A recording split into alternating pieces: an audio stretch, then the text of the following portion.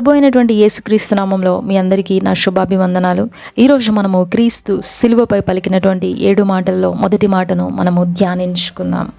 ప్రియులారా, మరి ఈ లోకంలో చూసినట్లయితే గనులైన వారు కావచ్చు, మరి ప్రముఖులు కావచ్చు, లేదా చిన్నవారు కావచ్చు, పెద్దవారు కావచ్చు, వారు ఎవరైనా కావచ్చు, కానీ మరి మరణము సంభవించినప్పుడు మరి చివరి క్షణాల్లో మరి వారు పలికినటువంటి మాటలను విలువైనవిగా మరి పరిగణిస్తారు.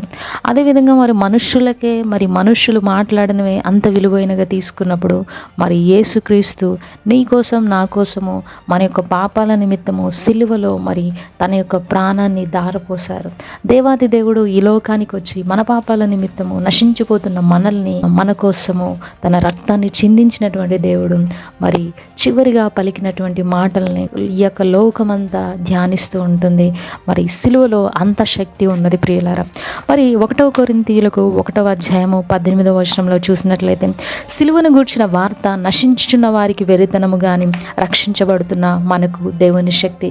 ప్రియులారా, మరి అవును, ఈ లోకానికి అదొక వెరితనంగా అనిపించవచ్చు. వీళ్ళేంటి ఇది చేసుకుంటున్నారు, వీళ్ళేంటి యేసు ప్రభు పలికినటువంటి మాటల గురించి ధ్యానించుకుంటున్నారు, మనల్ని పిచ్చోళ్ళలాగా చూడొచ్చు. కానీ రక్షించబడే వాళ్ళకి ఇది మనకి ఎంతో శక్తినిస్తుంది, ఎంతో సమాధానాన్ని ఇస్తుంది.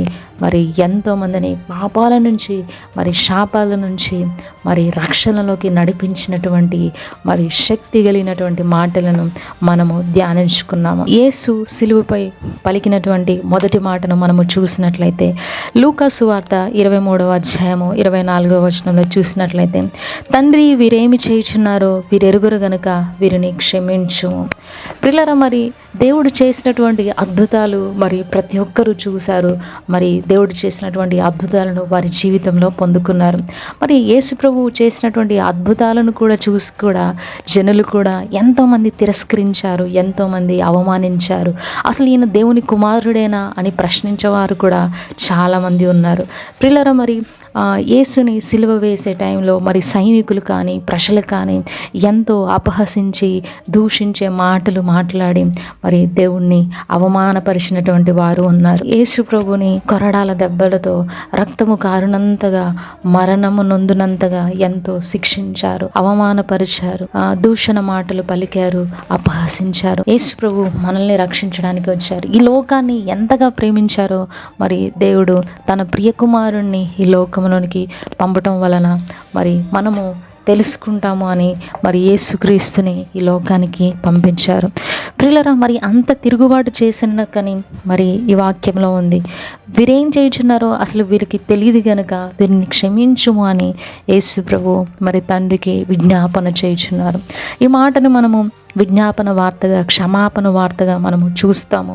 తిరుగుబాటు చేసిన వారిని గూర్చి తండ్రికి ఏ విధంగా యేసు ప్రభువు విజ్ఞాపన చేశారో మరి ఈ యొక్క మొదటి మాటలో మనకు తెలియపరుస్తుంది.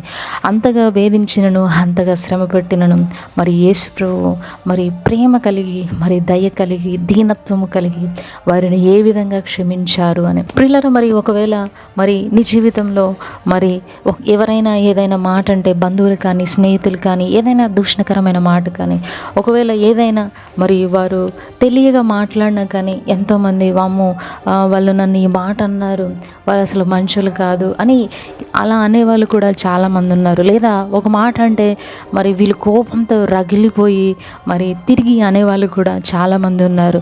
మరి కొంతమందికి అసలు నిద్ర పట్టని వేళల్లో కూడా ఉన్నాయి. అసలు వాళ్ళని ఏం చేయాలి, నన్ను ఇదన్నారు అదన్నారు అని అనుకునే వాళ్ళు కూడా చాలామంది ఉన్నారు. కానీ మరి ప్రియులారా, మన దేవుడు మరి ప్రభువైనటువంటి క్రీస్తు మరి అంత శ్రమపడి మరణంలో ఉండి కూడా వారిని క్షమించారు. మనము కూడా మనల్ని ఏమైనా అన్నా కానీ మరి దూషణకరమైన మాటలే కావచ్చు, ఒకవేళ నీవు మంచివారిగా ఉన్నా కానీ నిన్ను ఏదైనా అన్నా కానీ నీవు దేవునికి అప్పచెప్పు, మరి దేవుని సన్నిధిలో ప్రార్థించు, దేవుని సహాయం తీసుకొని మరి వారి మీద ఉన్నటువంటి కోపాన్ని తీసివేసి మరి దేవునికి వారిని అప్పచెప్పు. దేవా, మరి వారిని క్షమించు, వారిని దయతో క్షమించు. మరి నీవు సిలువలో అయితే ఏ విధంగా మరి మా పట్ల అందరి పట్ల మరి క్షమించే మనసు కలిగి ఉన్నావో అటువంటి మనసును నాకు దయచేయి ప్రభువా అని దేవుణ్ణి వేడుకోండి. దేవుడు తప్పకుండా సహాయము చేస్తారు.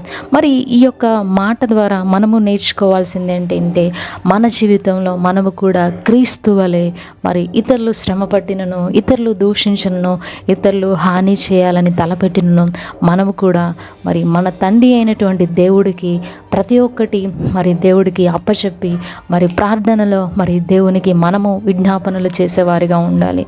మనము శత్రువులను ప్రేమించాలి.